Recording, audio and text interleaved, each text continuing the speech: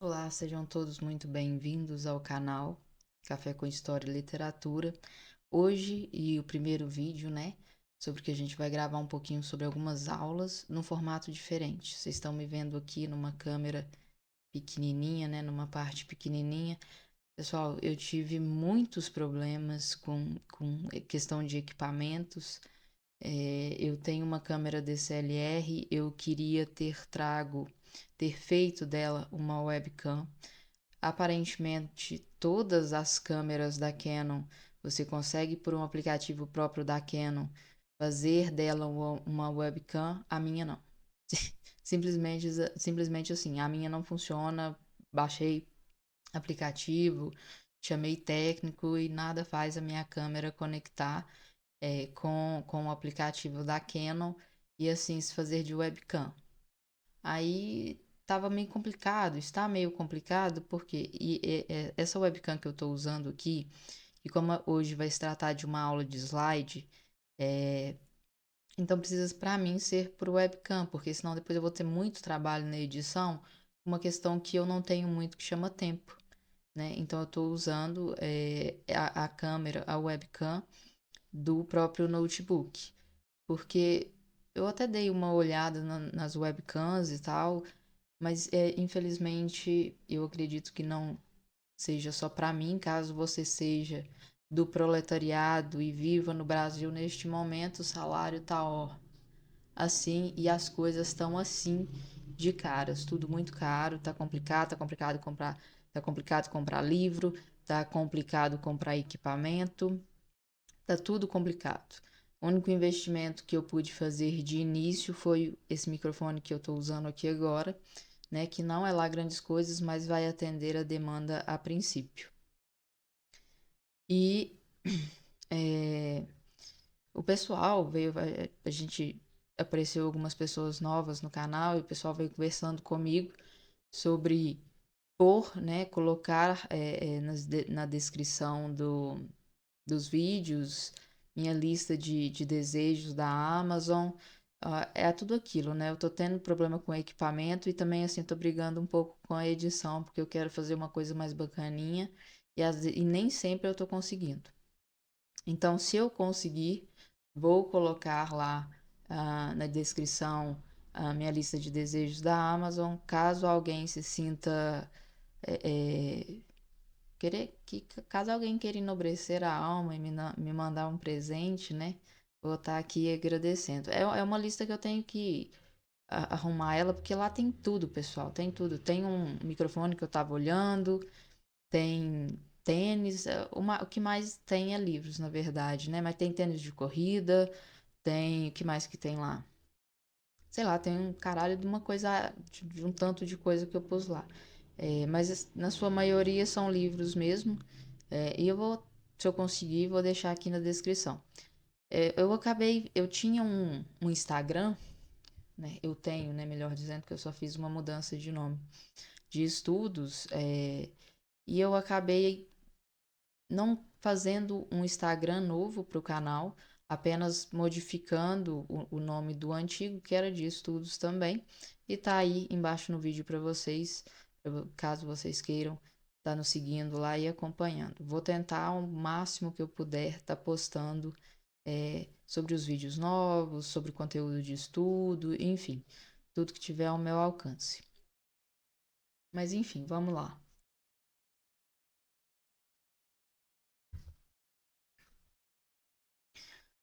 Vocês estão vendo agora no novo formato, porque quando eu for trabalhar com vocês aulas, eu vou estar trabalhando com slides. Então, assim vai ser mais fácil. Eu estou levando como eu falei, levei uma costa da minha câmera DSLR que eu queria fazer de webcam, não consegui colocá-la. Então, eu coloquei a webcam do notebook que eu tô usando também, né? Eu trabalho com duas telas, uma do notebook e uma tela de computador normal. E eu queria estar colocando para vocês uma tela cheia, tá? Da minha imagem antes, nos momentos que eu não estiver trabalhando com slide. Porém, isso é impossível, porque a qualidade da webcam, quando a tela tá cheia, é muito ruim. E eu não consegui compensar isso na questão da iluminação. Tá aparecendo até umas coisinhas aqui. E, enfim, então eu não consegui nem compensar isso com a questão da iluminação. E eu vou até mostrar para vocês aqui, ó. Eu vou pôr em tela cheia para vocês verem que a qualidade é muito ruim, entendeu? Não fica uma qualidade boa, então não compensa fazer. Então a gente vai ficar assim, até porque vamos trabalhar com slide, então não vai ter muito esse problema, tá? Vai ser uma coisa bem mais fácil de estar trabalhando. Mas vamos lá. A princípio, eu quero sair, ter uma base aqui com vocês, que esse vídeo ele vai ser mais direcionado somente para professores? Não exatamente. Caso você seja um estudante de história ou assim, né, como eu não exerça a profissão em sala de aula, mas trabalhe por outros meios, sejam eles digitais ou não, ou apenas um intelectual, né, que tenha uma vida intelectual e que goste dos estudos, eu vou trazer uma sequência de aulas e eu vou começar por essa aqui que é práticas de pesquisa em história. Como assim? Como é que vai funcionar isso? Aqui eu vou estar falando, são dicas, na verdade, né, que eu peguei dessa edição, práticas de pesquisa em história da Tânia Regina de Luca, que saiu pela editora Contexto. Um ótimo livro, um excelente livro. Recomendo ele para todos, tá? Caso você seja acadêmico ou não, enfim, ótimo livro, recomendo. E eu fiz o estudo desse livro e acabei tirando alguns tópicos. Aqui ele está direcionado mais para quem trabalha com bacharelado, né? Ou seja, pesquisador. E eu adaptei alguns pontos importantes aqui dele para caso você seja professor e tenha a vontade de estar, enfim, pesquisando, porque se você curte história, não tem como, né? Você vai ter que pesquisar. E é sempre bom a gente saber como faz isso, né? Isso aqui seriam coisas que eu gostaria de ter ouvido lá no início da minha graduação, que me auxiliariam demais. Eu acho que eu perdi um bom tempo, né, sem saber dessas coisas, mas enfim. Com o tempo eu acabei aprendendo isso na força do ódio, mais ou menos, né? Ou, como se diz, nos trancos e barrancos. Então, eu fiz o estudo desse livro, fiz um compilado de pequenos tópicos, certo? De partes isoladas assim do livro, e tirei isso, não exatamente tirei do contexto, mas passei do que seria ali para um pesquisador, né? E trouxe para o campo da docência, de como um professor, de como é, uma pessoa que cultive a vida intelectual possa se orientar na área da pesquisa, né? Aonde a gente vai atrás das nossas fontes e como fazemos, ok? Vou deixar aqui também uma indicação de um podcast. Acredito que você, talvez se você for fã de história, você já conheça, que é o podcast História FM. Eu esqueci, Iclis alguma coisa, o professor desse podcast. Ele tem um canal também, Leitura Obriga História, no YouTube. Recomendo muito. Os materiais que ele produz são muito confiáveis. E ele fez esse podcast, esse episódio do podcast, com a professora Etana Regina. Então, vale muito a pena, tá?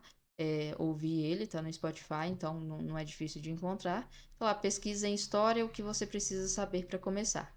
E ele convidou a professora Etânia e é uma super aula, super recomendo também. E seguindo adiante, a gente vai para o primeiro tópico, que é aquela questão.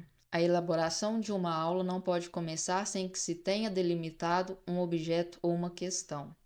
Gente, eu acho que eu tô começando a ter uma gripe alérgica, então a voz pode não estar lá grandes coisas. E pode ser que fale também. Então, quando a gente começa, quando a gente é, é, é, quer estudar algo, a gente tem algo em mente, a gente tem um objetivo. E a gente tem que ter ele bem claro, sabe? Para não ficar desviando o foco. né?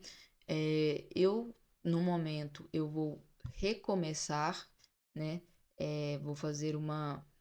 Vou pegar todas as minhas matérias da graduação de História. É lógico que eu vou colocar ali as mais importantes em foco, né?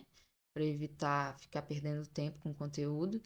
E vou estudá-las todas novamente. Obviamente, isso vai levar um bom tempo, né? Mas eu tenho em mente o porquê que eu estou fazendo isso. Eu acho que talvez eu tenha deixado algumas coisas importantes passarem, né? Porque quando você está na graduação e você tem tempo, né? Você tem um limite de tempo para estar entregando trabalho e tem dia de prova e você precisa estudar tanto para passar na prova e tudo mais, né? Apesar de que graduação à distância tem lá o seu, se você pagou, você vai passar, mas enfim. Então acaba que eu acho que eu posso ter me perdido uma coisa e eu também gostaria de rever muitas coisas. Então eu tô recomeçando, sabe? Todo o processo de estudo, pontuando as coisas que são mais importantes. E com essa graduação, com o recomeço do processo que eu vou fazer de estudos da graduação que eu fiz, eu tenho em mente que eu tenho o foco direcionado para algumas questões mais importantes, certo? Então, eu tendo esse foco, eu já tenho meio caminho andado, eu sei o que eu quero. E é isso que é importante que a gente saiba quando a gente vai fazer alguma pesquisa.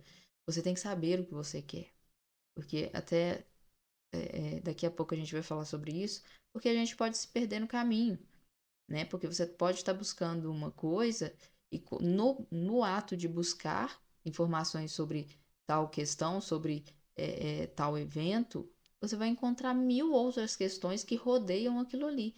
Então você tem que estar com foco para saber exatamente o que você quer. Você precisa, né, ter bem delimitado um objeto, uma questão, né?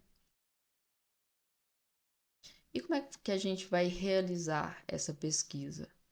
Pô, a gente, né, somos todos aqui pessoas, acredito que se você está nesse canal, você tem um apreço pela vida intelectual, pela vida de estudos, então, né, a gente tem métodos para estar buscando conhecimento. E hoje em dia, mais do que nunca, né, com o auxílio da internet. Então, o trabalho de pesquisa, quando você já tem o objetivo em mente, ele será realizado através de quê? Primeiramente, eu sempre digo para vocês, livros. Tá, mas beleza. Eu sei o meu objetivo e eu sei que eu tenho que buscar por livros, mas quais livros? Nisso a internet vem auxiliar a gente, né? Provavelmente você tem, eu tenho, né? Vou me colocar de exemplo para ficar mais fácil. Eu tenho professores, né, nos quais eu oriento as minhas, que dão indicações, eu tenho eles como um norte. Então, eu acompanho fulano, por exemplo, que eu citei no início aqui, o Iclis, do História FM. Eu confio muito, né, nos livros que ele indica, porque eu sei que ele tem uma base muito bem formada, muito bem estruturada. Então eu vou atrás de um conteúdo que ele esteja falando de um tema que eu estou interessada e vou ali buscar por informações. Mas aí tudo bem, vamos, sei lá. Eu quero estudar a Primeira Guerra Mundial. Vou jogar lá no tio Google mesmo. Primeira Guerra Mundial, livros. E vou pegar lá os livros que aparecem, né? Da Primeira Guerra Mundial nem vai aparecer tanto. Mas quando você jogar a Segunda Guerra Mundial, meu Deus, é uma chuva de livros. E eu vou, através dos nomes dos autores, fazer uma pesquisa. Ó, qual que é o currículo, né? O currículo desse professor, desse autor, certo? E por ali eu já vou me orientando se ele segue a princípios que eu concordo ou não, se eu acho que vai valer ou não a leitura do livro.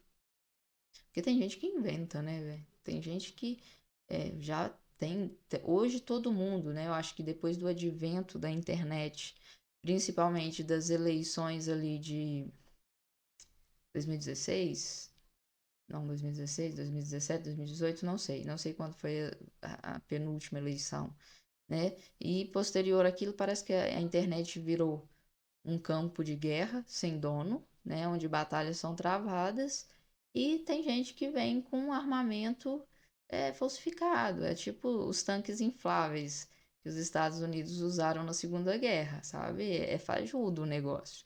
Então a gente sabe que tem muita porcaria, o nome é esse mesmo, de pessoas que desconhecem totalmente é, sobre histórias, sobre história ou tema específico que tenha pego para fazer um livro, ou pode ser que esteja fazendo de pura malandragem ali para colocar no livro opiniões próprias e aí vira bagunça. Então, o que é importante? Você está ali pesquisando o tema da Primeira Guerra Mundial, você vai entrar no tio Google e ali você vai procurar por livros, vai pesquisar sobre os autores, né?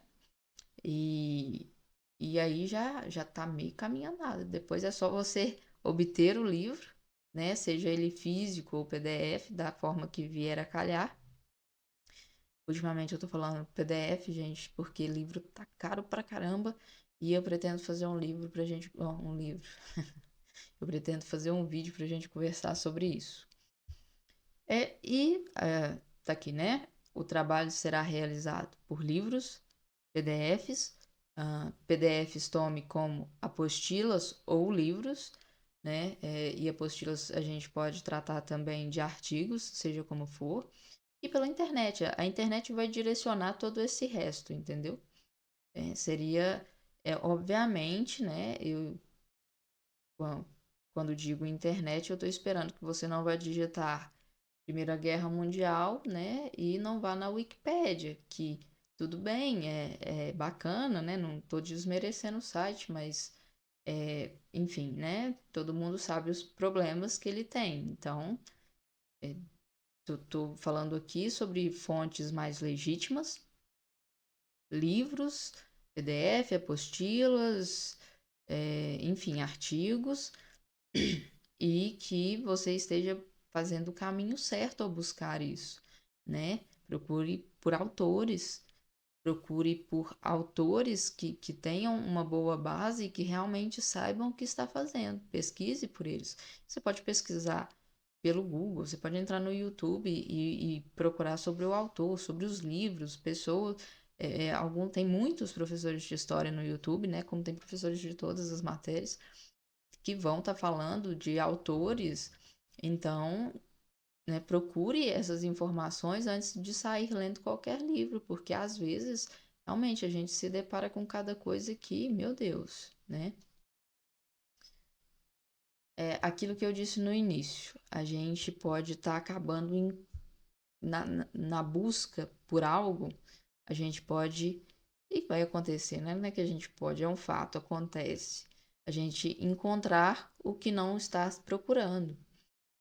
Porque é aquilo ali, eu tô ali estudando a história dos Estados Unidos e de repente vem me falar, vai aparecer ali o momento que os Estados Unidos adentrou na Segunda Guerra Mundial, né? Resolveu ali botar a cara para bater. Mas não era aquele o meu foco. O meu foco era estudar a história dos Estados Unidos, porque eu quero estudar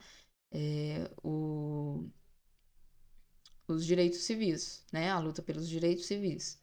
Então, a gente, por isso é importante a gente ter, né, o nosso objetivo delimitado, para a gente não perder o foco. Porque quando eu adentro nisso, eu vou saber que vai ter várias. E essa é uma vantagem da internet, porém a gente tem que ter cuidado pelos caminhos que a gente vai trilhar, porque às vezes a gente pode se perder. Porque se eu quero estudar a luta pelos direitos civis, né, e não que não esteja, né, ligada diretamente, tem fatos que sim estão ligados, é, é, mas então não tem porquê eu entrar nos assuntos que não tem nada a ver, sabe? Não tem porquê. Eu sei que o legal da história também é isso, né? Tudo tá entrelaçado. Mas se você tem um foco específico, não desvia. Não desvia, foca naquilo ali e vai pegando as beiradas posteriormente para você ter ali um material já formado, já pronto, do objetivo que você buscou, né? É, do objeto que você buscou estudar e posteriormente você vai buscando essas pequenas raízes, né?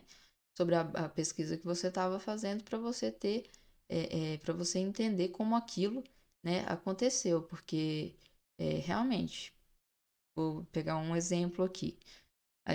Quando a gente estuda Idade Média, por exemplo, a gente está praticamente estudando, se a gente for pegar por altos, a Idade Média na França, né? Porque a maior base de estudos da Idade Média se concentra na França, no medievo da França, certo? E não nos outros países. Então, a Idade Média na França não era a mesma, apesar de estarem muito próximas, não era a mesma da Inglaterra e assim por diante. Então, a gente também tem que se apegar a essas raízes, mas não tão afinco caso o nosso objetivo seja outro. E a gente tem que entender que às vezes o professor ou o intelectual que tem uma vida intelectual, a gente tem que romper, né, a barreira do pesquisador, historiador e professor de história. O professor de história também é um pesquisador, também tudo bem, pode não ser um historiador, concordo, em partes, mas ele também é um pesquisador, sim. Quando você planeja, quando você está ali estudando um objeto, formando uma aula, trabalhando uma aula, pesquisando sobre ela, você é o quê? A palavra já diz, você está pesquisando para você fazer uma aula, o que você é? Um pesquisador. Um pesquisador. Tudo bem, aquela sua pesquisa não vai gerar um artigo que não vai ser publicado, né? Aquela sua pesquisa não vai virar um livro, tudo bem, mas é um conhecimento que vai ser repassado. E principalmente que os professores de escolas que trabalham com adolescentes, né, é, estão formando ali personalidades, né? O conhecimento, as informações que ele está passando ali tem que ser fidedignas, tem que ser. Então é sim o pesquisador. Então a gente tem que quebrar um pouco essa barreira, porque faz parte. Faz parte. É, para eu estar montando essa aula aqui para vocês, eu tive que pegar um livro, eu tive que ler o livro e chegar a tal ponto. A professora Tânia estava falando de tal questão, eu tive que ir através de outros livros, às vezes através da internet, às vezes através de PDFs e artigos, procurar ali pelas informações que ela estava passando no livro. Então, né? Esse trabalho que eu fiz foi qual? Foi o quê? Né? Foi de pesquisar. Então, o professor é um pesquisador, ao meu ver, sim, né? Então, eu acho que a gente tem que quebrar essa barreira, porque eles têm um tal de chamar assim, ó,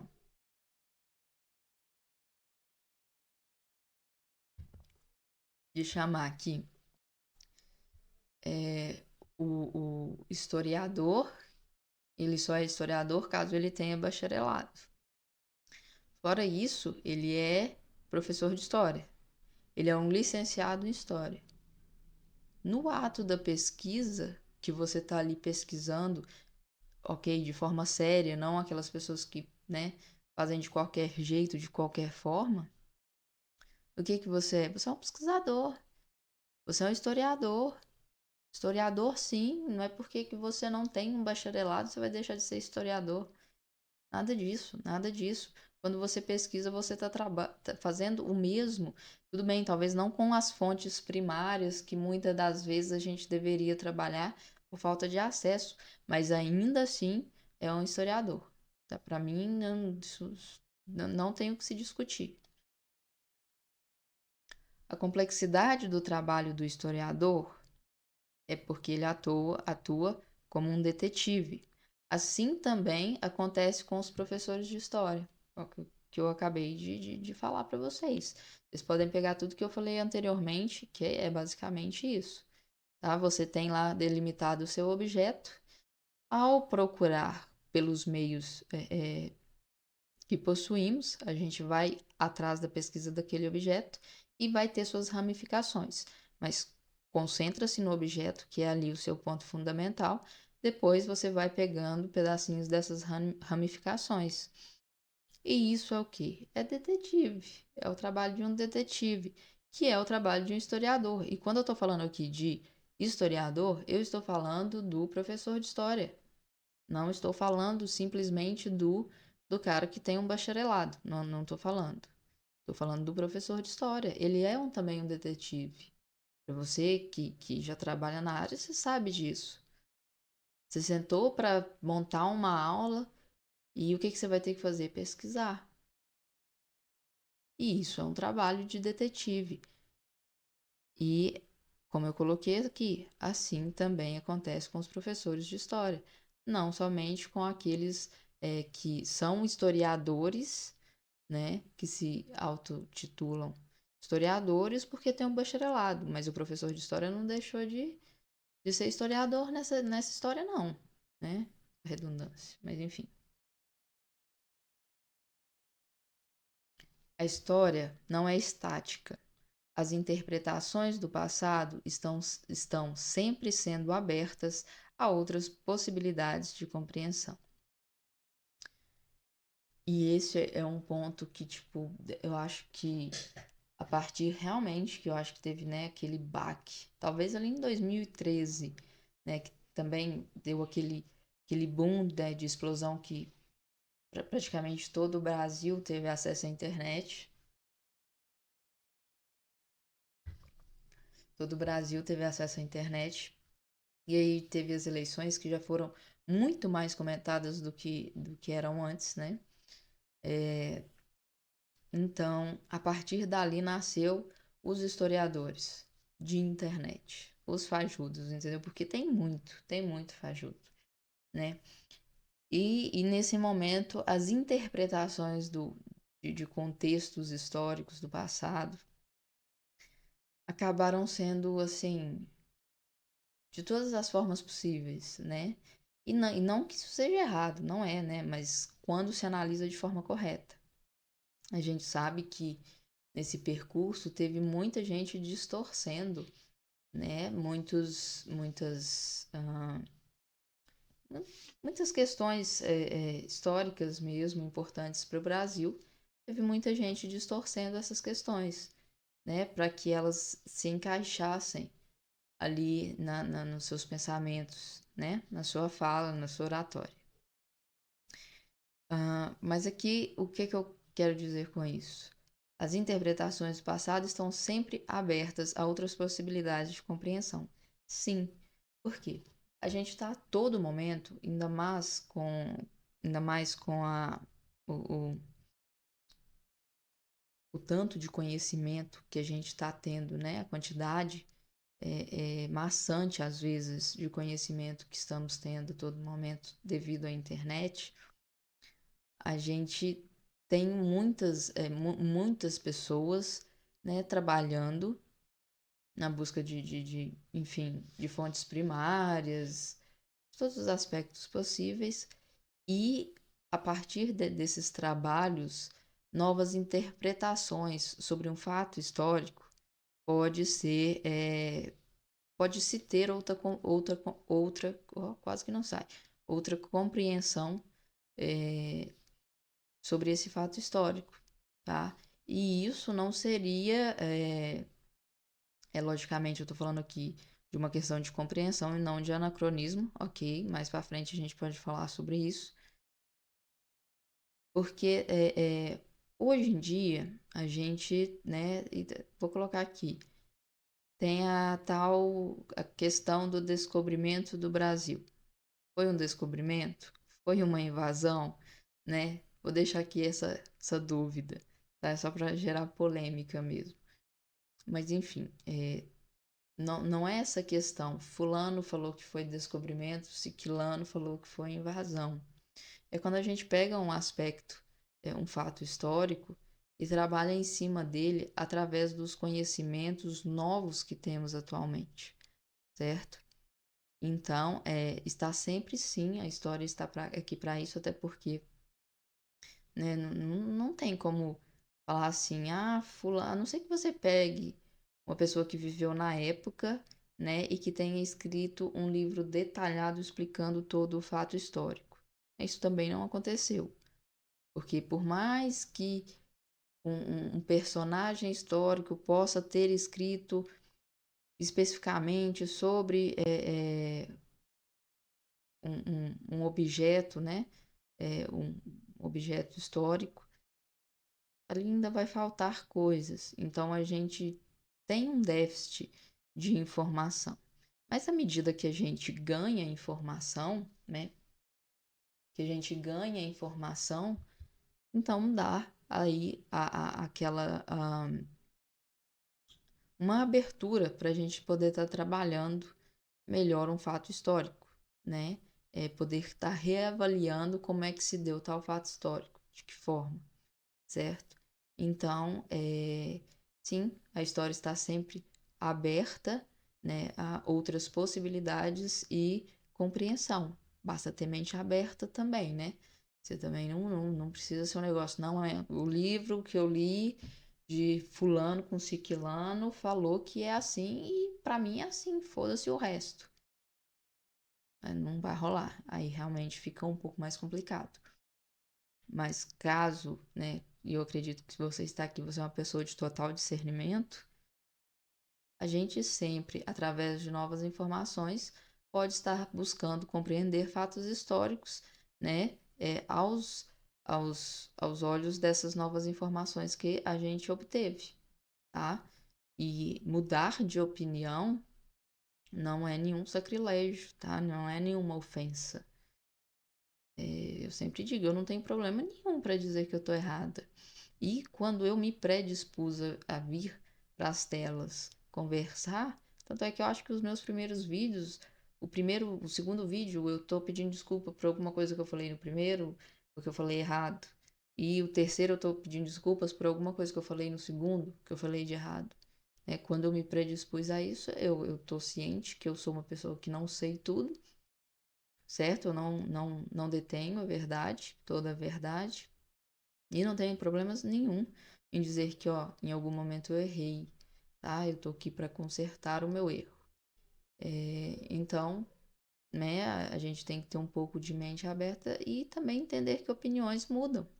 Eu tinha certas opiniões políticas, sei lá, há 2 anos atrás e eu não possuo as mesmas hoje em dia, né?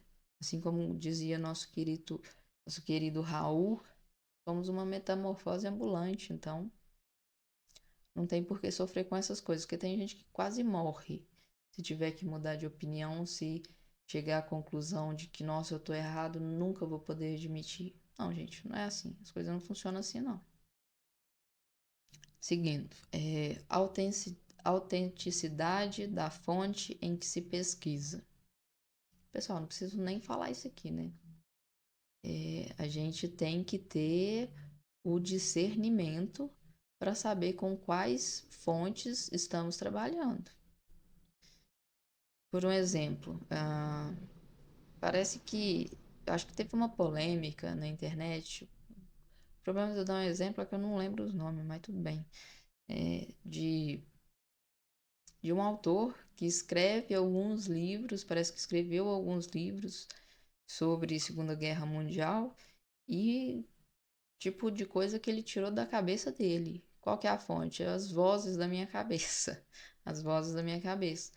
Então, como eu disse, quando a gente vai atrás de livros para poder estar estudando um tema, o que é interessante?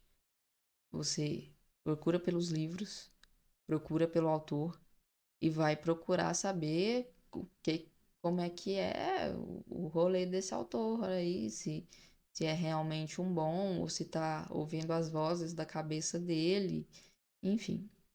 Por exemplo, de novo, se eu fosse citar um autor aqui, já que a gente está falando da Segunda Guerra, se eu fosse citar um autor aqui da Segunda Guerra, que seria muito bom para os estudos. O Richard, eu esqueço, eu ia falar Richard Dawkins, é outra pessoa, outro mundo, nem é o rolê da história, mas tudo bem. Na verdade né, de uma forma ou outra. É o Richard Evans, que é um especialista em Segunda Guerra Mundial, né? E, cara, não tem nem o que falar sobre ele, é incontestável. Seja você de esquerda, seja você de direita, ou você acredita que o nazismo era comunista e sei lá, enfim, leia Richard Evans, né? É impecável. Os livros dele são caros. Pô, tá caro pra caralho. Eu acho que até parece que tá em oferta alguns livros da Amazon sobre, não sei, dia do app ou alguma coisa do tipo, sei lá. E parece que tem um livro dele, se eu não me engano, o primeiro livro, né, que é A Chegada do Terceiro Reich, tá em promoção. Mas a promoção é tipo, tá R$ 88, entendeu? Porque os livros dele são caros. Ele tem uma trilogia, né, a princípio, uma trilogia, que é A Chegada do Terceiro Reich, porque eu vou ter que olhar, porque eu tô com 3 livros dele aqui, mais um foi escrito posteriormente a essa trilogia, que é Terceiro Reich, na história e na memória. Gente, eu tô usando óculos, não tá adiantando nada, eu preciso voltar no oculista. Terceiro Reich, na história e na memória, que ele é um livro posterior a essa trilogia, que é A Chegada do Terceiro Reich no Poder. E se eu não me engano, o terceiro, que é o que eu não tenho, mas por quê? Por que que eu não tenho? Porque custa R$ 150. Se tiver mais barato que isso, é pouca coisa. Ainda assim tá acima de R$ 100. Gente, tá impressionante. Qualquer livro hoje em dia, tá? É tudo acima de R$ 100. A não ser que tem livro de 100 páginas que o negócio tá R$ 100. Tá osso, tá foda. E eu acho que se eu não me engano, me falta o terceiro livro mesmo. A Queda do Terceiro Reich ou alguma coisa do tipo, que eu não me lembro agora. Mas, se for buscar por Segunda Grande Guerra, eu vou pelo Richard Evans. E aí, sim, depois, posteriormente a ele, eu vou buscar ramificações, certo? E para isso, como aqui a gente não está falando só a gente não está no canal só de história, a gente está no canal de literatura também. Você pode pegar a literatura em si, sabe? Posso dar um exemplo aqui da. Tá aqui, ó. Peraí, só um minuto.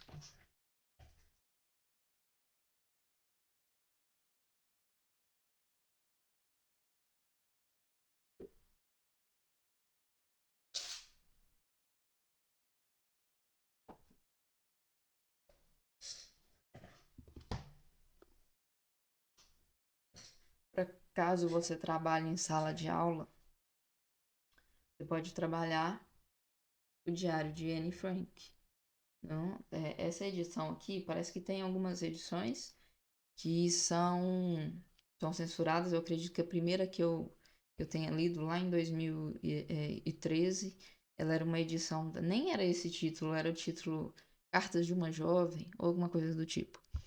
E essa aqui, porque tem algumas edições censuradas, outras não, né? Essa aqui é uma edição que está sem censura e super recomendo. E se for para você trabalhar em sala de aula ou para fazer vídeo, enfim, é, super recomendo. É a literatura como forma de história, como forma de promover a história, sempre vale. E tem um autor também, que ele é um autor, dizem, né? Um autor de livros infantis, né? Concordo em partes, talvez um livro ali, uns livros para um autor para adolescente seria melhor dizendo.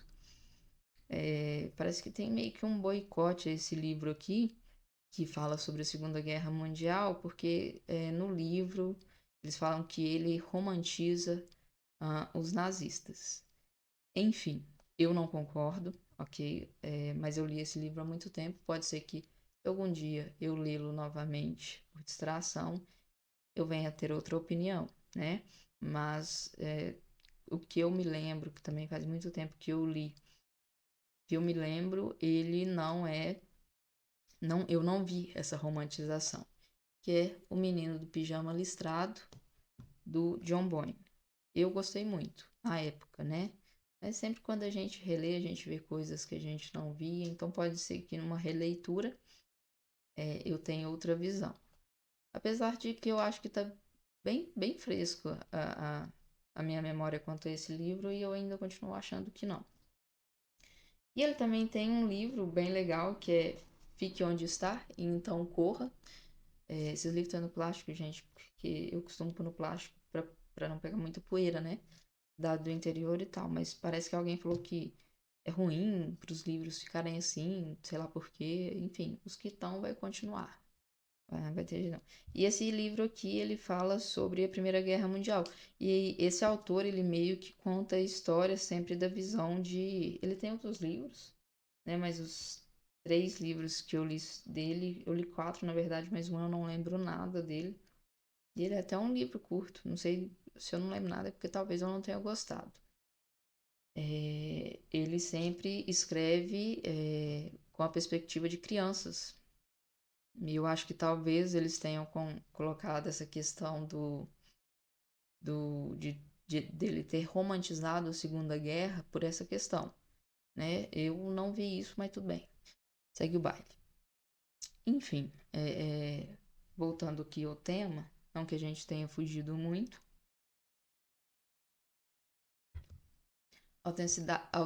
autenticidade da fonte em que se pesquisa, né? Então é aquilo tudo que eu falei.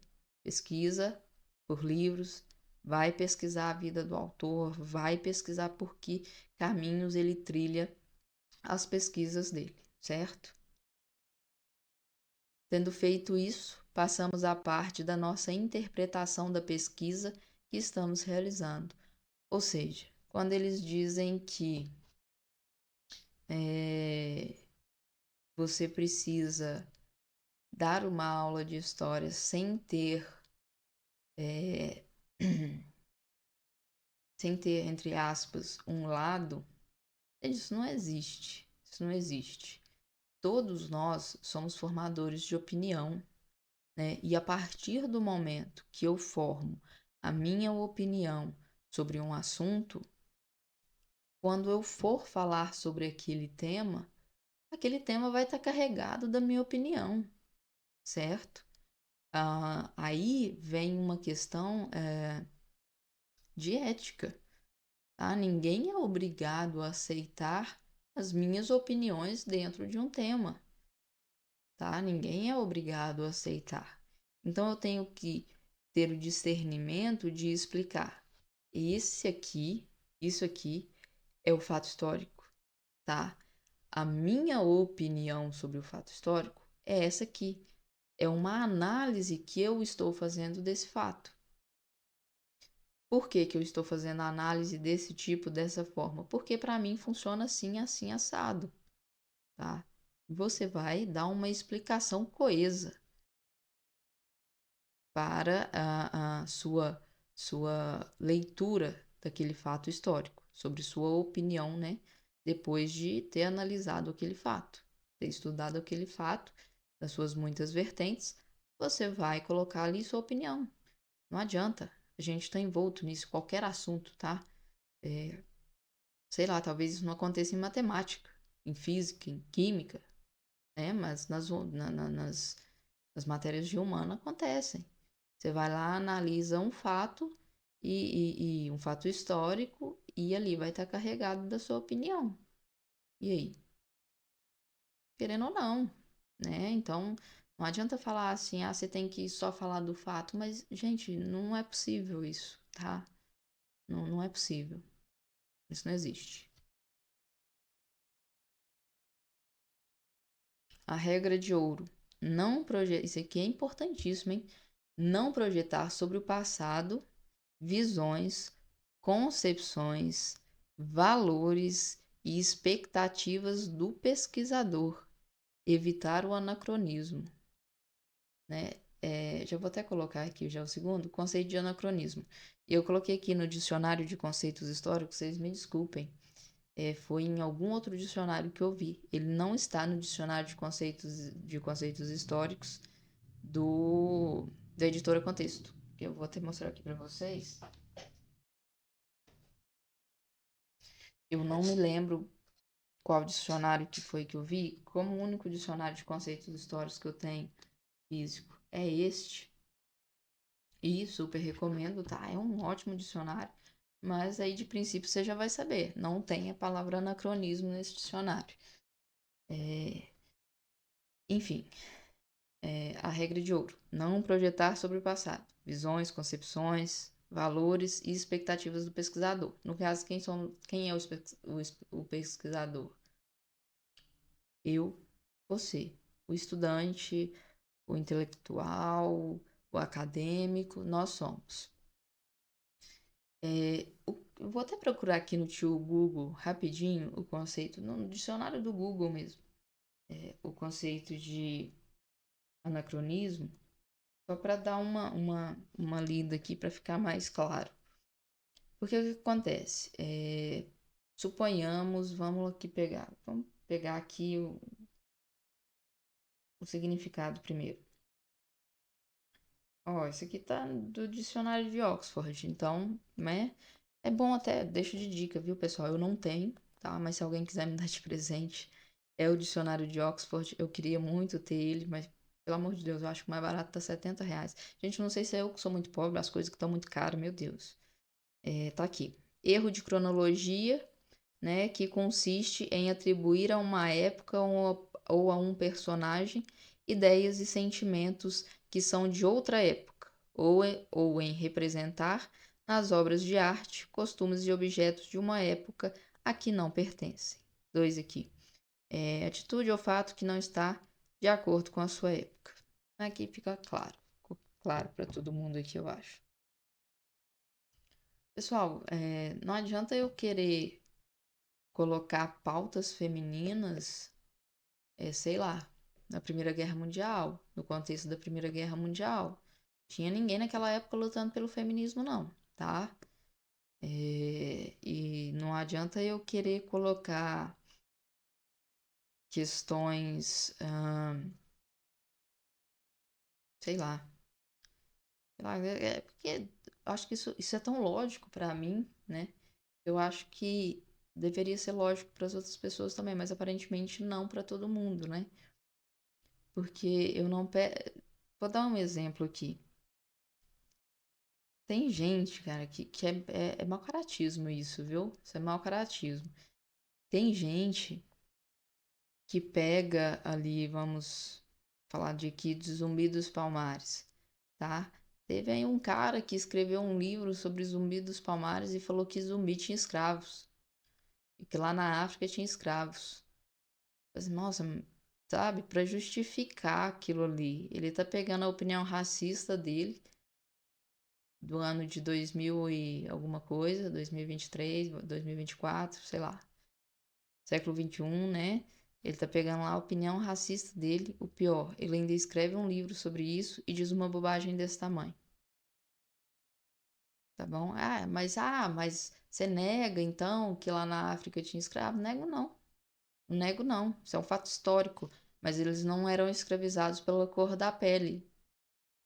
Como os índios aqui também possuíam escravos. As tribos indígenas que guerreavam umas com as outras, e quando capturavam prisioneiros, faziam desses prisioneiros escravos, certo? Só que não o motivo de transformá-los, né, abre aspas, né, de transformá-los em escravos, é, não era a cor da pele. Então é cretinice você ir lá e escrever uma bobagem dessa num livro, tá? E pior ainda, falar que Zumbi dos Palmares tinha escravos, aí que a bobagem tá maior ainda. Sabe? É cretino a pessoa que fala um negócio desse. Então, o que esse cidadão fez? Ele pegou o radicalismo dele, o racismo dele do século XXI e projetou lá no passado. Tá? Isso é anacronismo. Pior, escreveu um livro sobre isso. Então, eu posso ter pautas LGBT, eu posso ter pautas feministas, eu posso, sei lá, ter quantas pautas eu quiser, só que eu não posso pegar essas pautas de hoje, do ano de 2004, pautas que eu defendo, e colocar, sei lá na década de 20, lá na década de 30. Não vai funcionar. Se eu colocar essa visão minha, carregada das minhas opiniões atuais, numa época, num tempo distante, vai dar merda. Vai dar merda, vai fazer igual esse cara do livro aí. Vai ser cretino, entendeu? Vai ser uma informação cretina. Então, é aquilo que tem um grupo de amigos que sempre fala, contextualiza, sabe? Contextualiza o que você está estudando e, posteriormente, por favor, façam isso. Contextualizem o que vocês vão falar, o que vocês vão passar para frente, para não fazer bobagem, para não dar merda.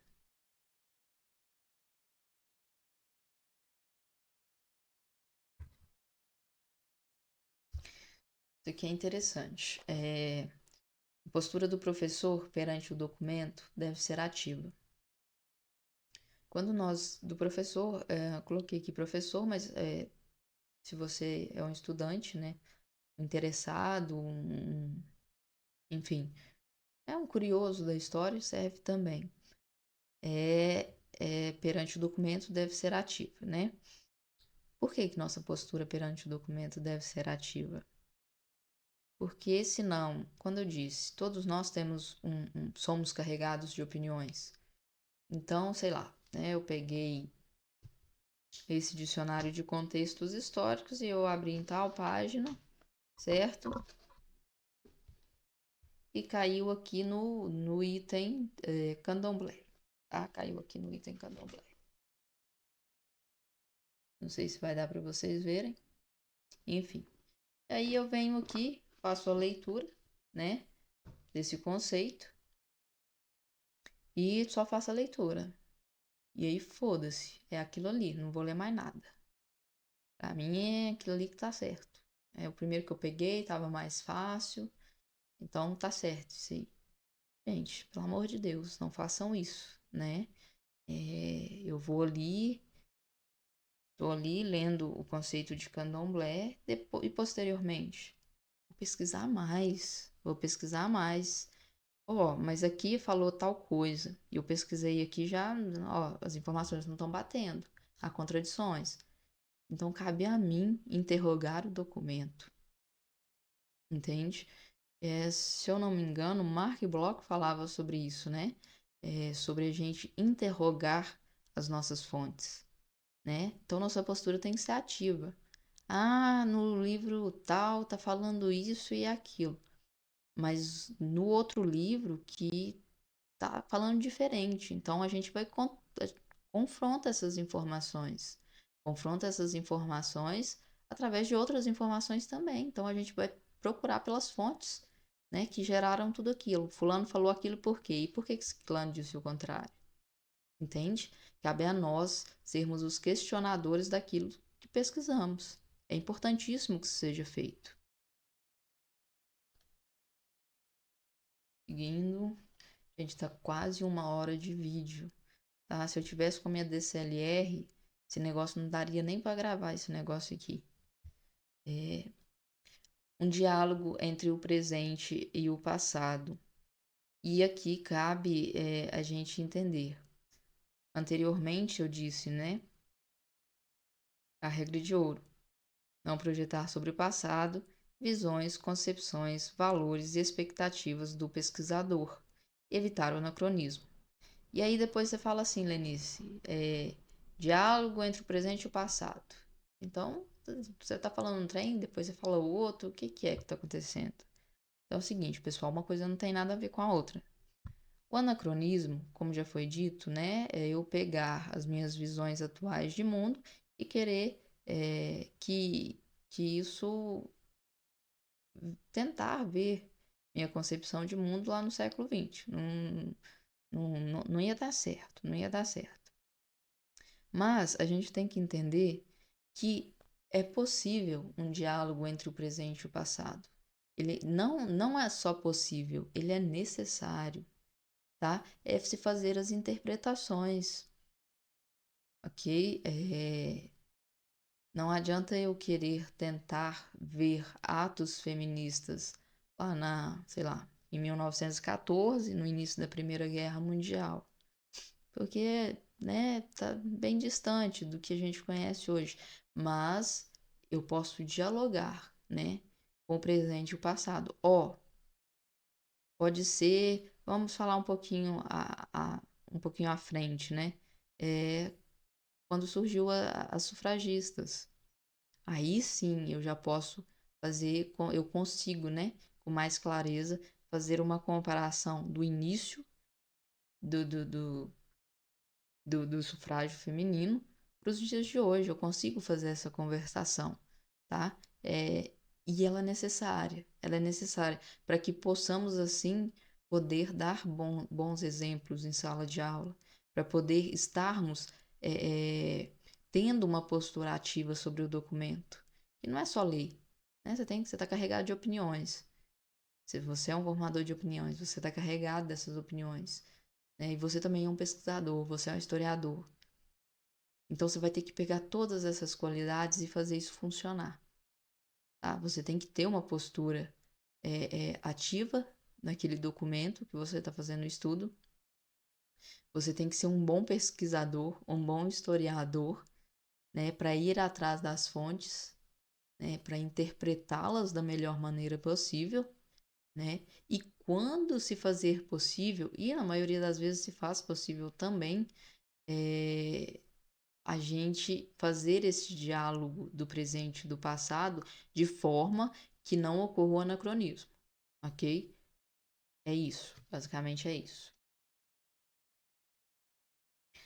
Posteriormente você fez, né, todo esse trabalho, né, de pesquisar, de procurar os métodos certos da pesquisa, de fazer uma pesquisa bem feita, de ter diálogos, de evitar o anacronismo, de verificar, né, com uma toda certeza as fontes de pesquisa. Depois você vai fazer o quê? Você vai ordenar e organizar essas informações. Porque isso aí você vai precisar tudo trabalhar isso aí em aula, cara. Você vai precisar fazer isso virar uma aula, certo? Então, para fazer isso virar uma aula, você tem que ordenar e organizar as informações. E pode ser que se você der aula em escola, principalmente escola pública, você não vai ter a oportunidade de fazer o que eu estou fazendo aqui, né? Passando um slide. Provavelmente você não vai ter. Então, você também não vai ter uma hora de aula. Eu já estou aqui na casa tá chegando a uma hora de aula. Você não vai ter isso. Então, você vai ter que ordenar bem, né? Todas essas informações que você coletou e organizá-las de forma que elas sejam bem entendidas, digamos assim. Porque você vai precisar se fazer entender.